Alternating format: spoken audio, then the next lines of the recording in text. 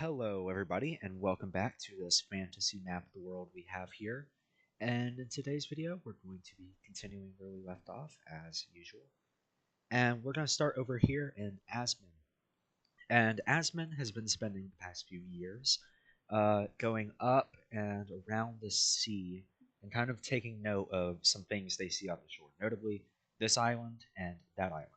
So they decide they're going to build country colony sort of, not really colonies, just kind of friendly nations around these islands. So that's the first thing they do.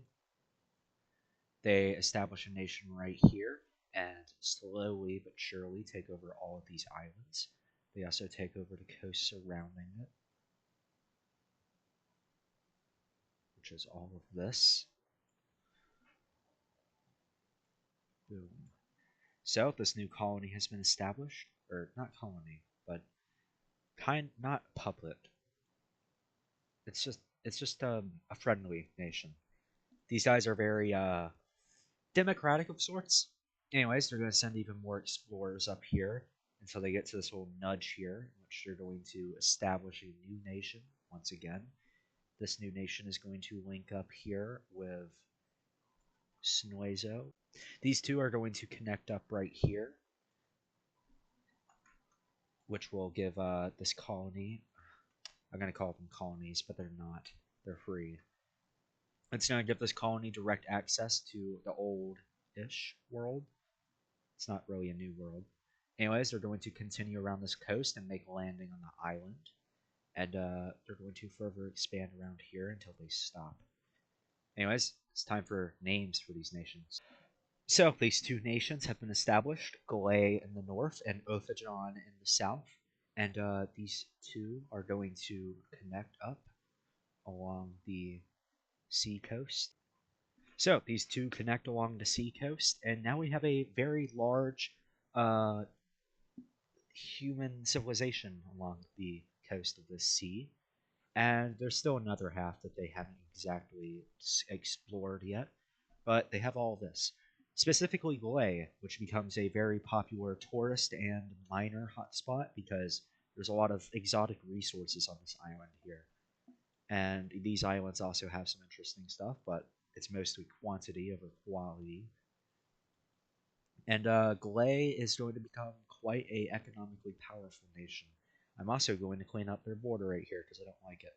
Anyways, these Othajoners, Othagenians, are going to explore this large island here, and they just hit the jackpot, like the jackpot, because this island is very similar to Galay in the terms that they have a lot of new species of animals that haven't really been discovered yet.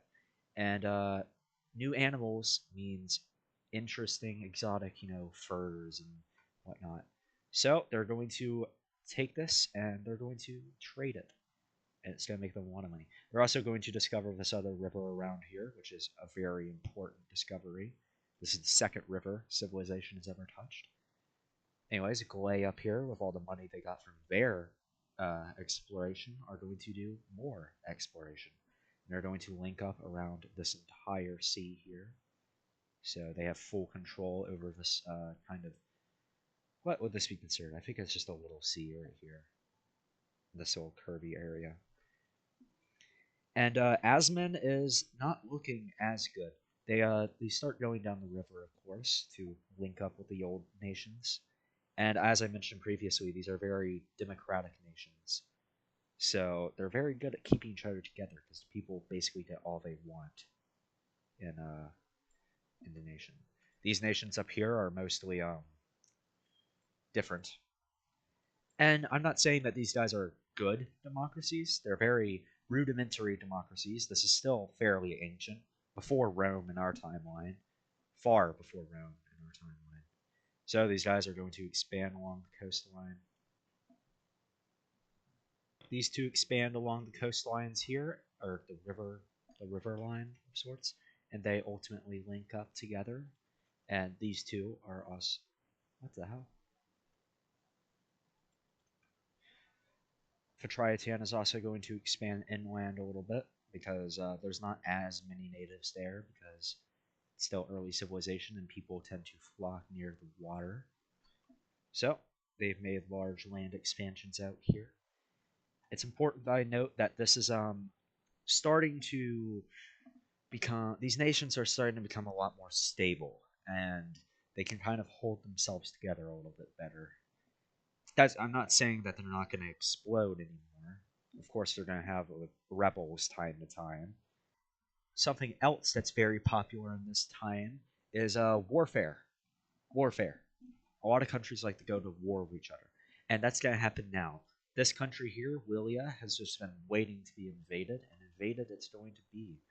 It's going to be attacked by Zwaflize, and they're going to make rapid expansions, reaching the capital to be sieged. While that's all happening, Uswar is swooping in and also trying to attack it. And ultimately, they meet up at the capital here, where bad things happen. A lot of fighting ensues, and ultimately, a lot of Uswarian troops attack Sophisan troops, and vice versa. And these two nations end up in war with each other because, not cool, dude. You killed a lot of my soldiers over there.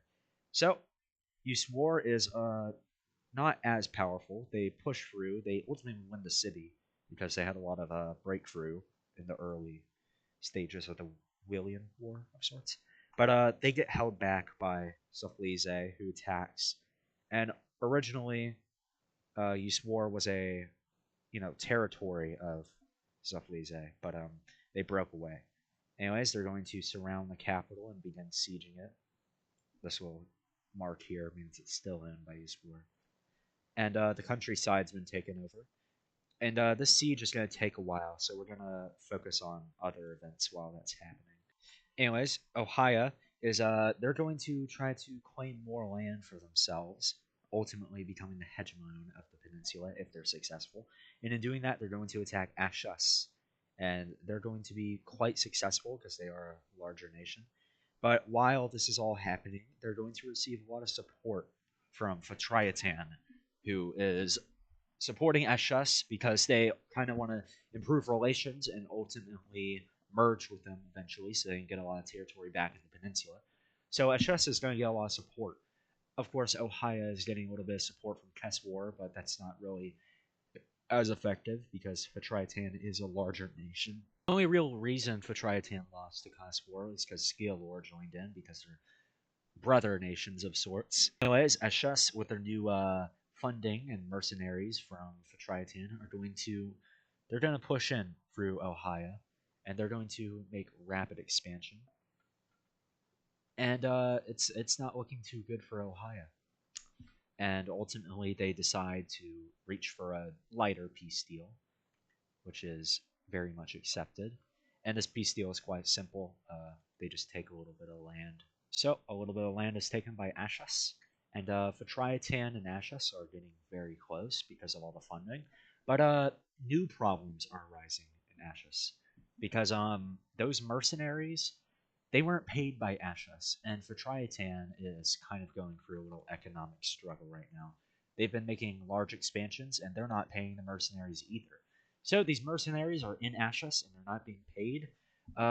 That's not good for Ashus. So this little mercenary junta is going to attack, and they're going to siege a bunch of cities and try to form their own little pretender government of sorts in Ashus. And they're quite successful because Ashus's military got wiped out by the Alhyans. I don't want to say Ohyans. And they're very successful. And Fatriatan can't really do much because it's their mercenaries. So ultimately, they are successful, and they send an ultimatum, which is accepted by the two nations, actually. This new nation is called Colossal, or Colossal. I'm going to call it Colossal. It's cooler. And they take a bunch of territory from both Ashus and Fatriatan because they are their militaries, basically. They're the military of Ashus, but they came from Fatriatan, and Fatriatan kind of gave Ashus all of their manpower, which is not good for them. So this new nation's been created. They also made some expansions down here, and they're going to okay. They're going to make some further expansions down here to establish a longer border with Fatriatan. Here we are.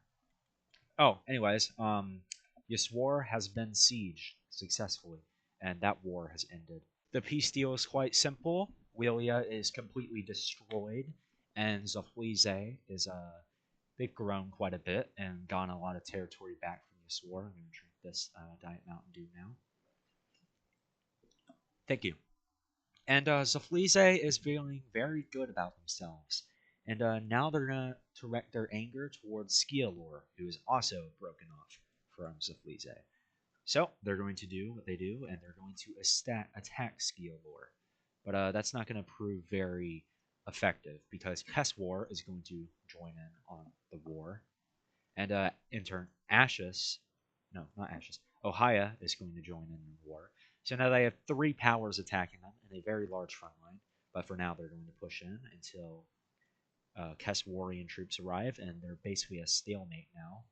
And then after a few months, the Ohian troops arrive after not the telegram, but the message gets there.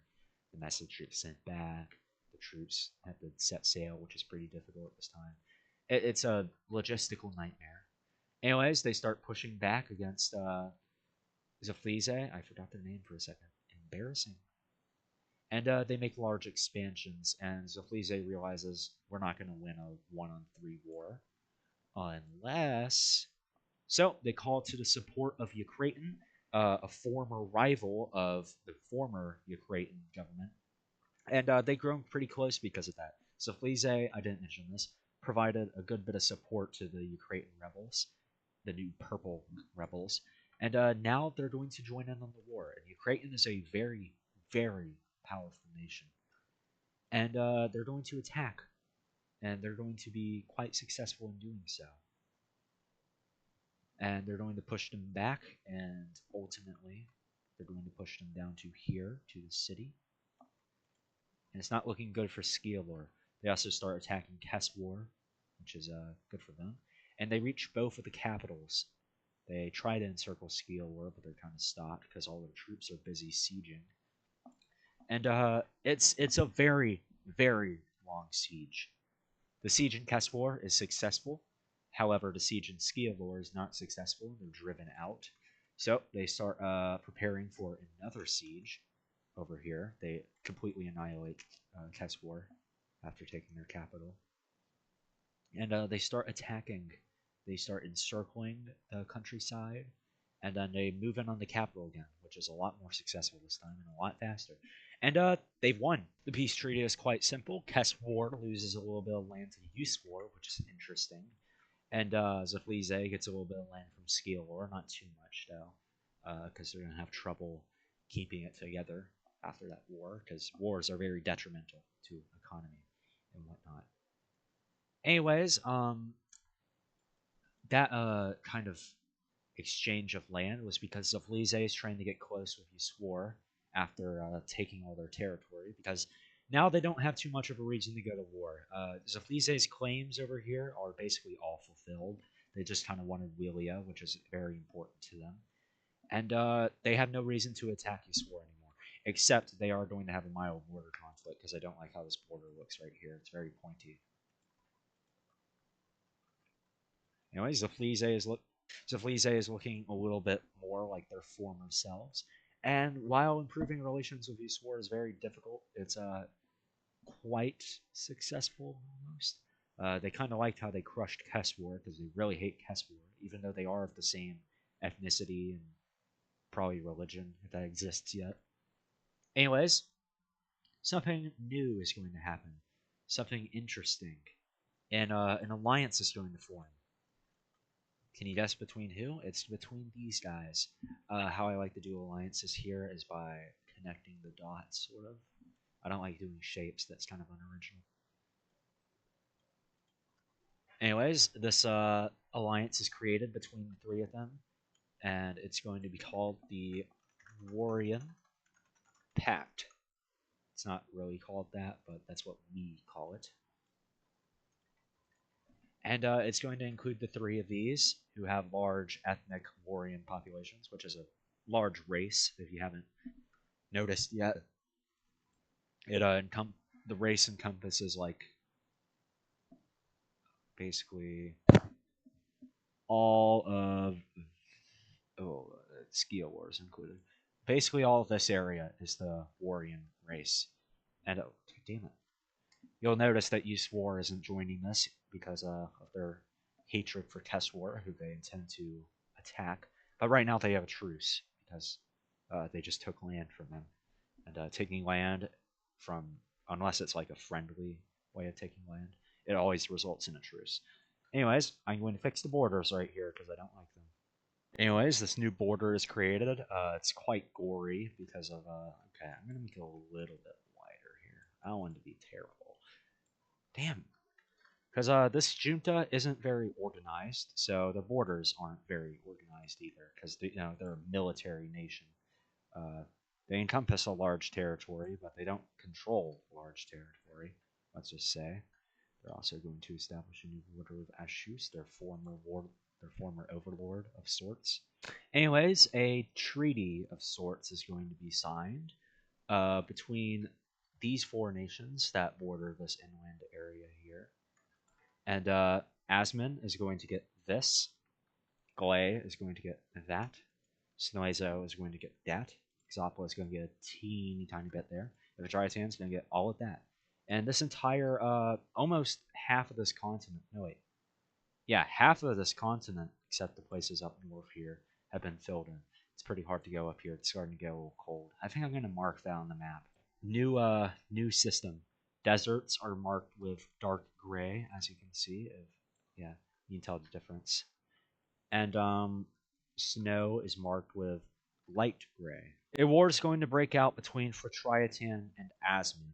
And Phatriatan is going to temporarily seek help from Xopla and Thawagwa because they're both very similar nations. And while they haven't had a good history, they're still pretty close now. I want to make this border more gory, I'm sorry. They call upon Thawagwa and Xopla, and Asmin is going to call upon their two brothers up here. And it's going to be a very large war, probably the largest war in history so far. And I'm going to actually create a new layer. Since this is a major war, I'm going to be marking it with these colors here after I fill in this pixel. And that's how you tell who's on whose side if there's not an alliance.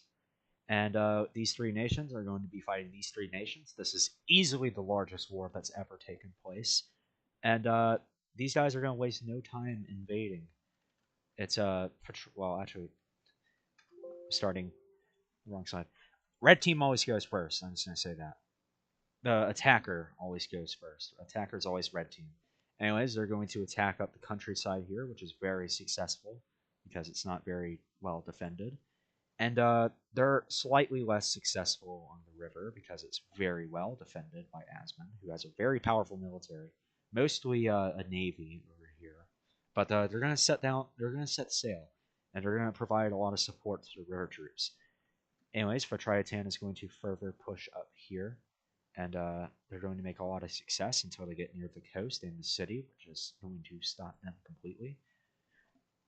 And the next thing they're going to do is they're going to try to march out of here. This isn't claimed or occupied territory, it's just their troops.